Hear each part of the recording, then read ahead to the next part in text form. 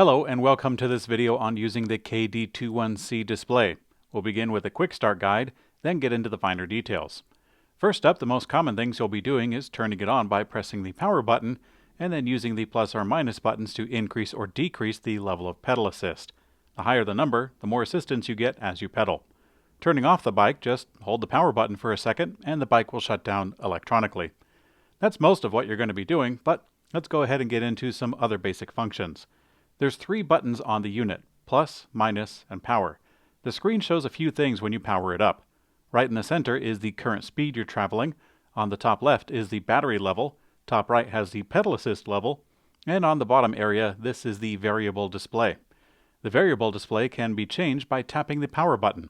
It cycles between total odometer, trip counter, time counter, motor wattage, max speed, average speed, and back to total odometer again. If your bike is equipped with it, pressing and holding the plus button will turn on the front light, rear tail light, and also the display at the same time.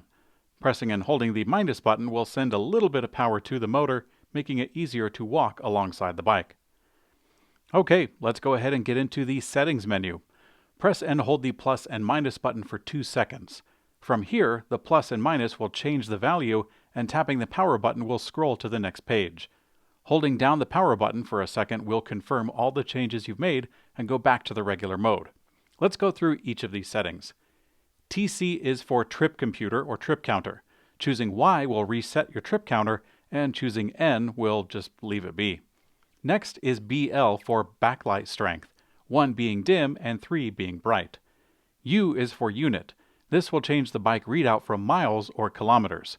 Again, press and hold the power button for a second to save any changes and get back to the main menu. If you want to go back to the factory settings, there's a quick way to do that. From the main menu, press and hold the power and plus button, and this will give you the option to reset the whole display back to normal. But wait, there's more.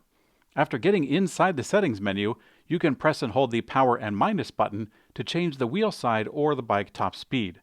Simply scroll to the value that you want and then hold the power button to save these settings and return to the regular screen.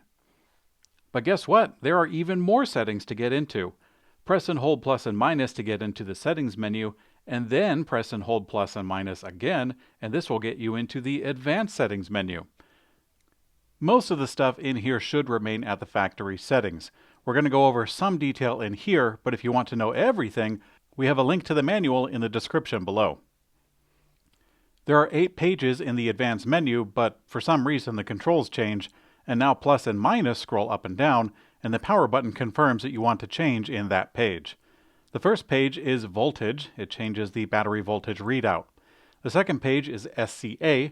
It changes the strength of pedal assist and how many levels you'd like. Page 3 is CUR for changing the max current sent to the motor. We recommend keeping this at 18 or lower. Page 4 is PAS, which changes the direction and sensitivity of pedal assist, with the lowest number being the most sensitive. Page 5 is SPS for the speed sensor. Page 6 is HND for turning on or off the throttle. Page 7, SYS, has a few settings, limiting the max speed, adjusting pedal assist, turning the walk assist on or off, and beginning with a slow start. And finally, page 8 is for setting a password. Let's take a closer look at just a few of these. Page 1, the voltage readout, will change how full the main battery bar thinks it is based on the actual voltage of the battery.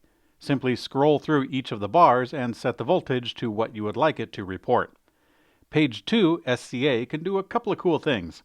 First, it can customize the number of pedal assist levels. Scrolling through, you can either start with 0 or start with level 1, and you can choose the cap of 3, 5, 7, or 9 total levels. After deciding how many levels you want, you can customize how much strength is at each level. The scale goes from 1 to 99, so generally start low and scale up incrementally. You can exit and save these settings by briefly holding the power button. Moving on to page 7, the second setting in here will allow you to turn off the push assist, and the next setting within page 7 is to activate a slow startup. The range is 1 through 4, and number 4 is the slowest.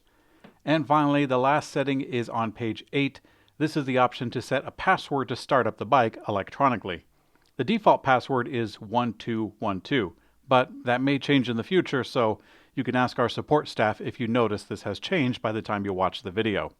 If you do decide to make a password, please write it down because even we can't fix that display without getting past the password. So definitely keep that safe. Alright, thanks for watching this video on going through all the important functions of the KD21C display. If you have any further questions, feel free to reach out to our support team.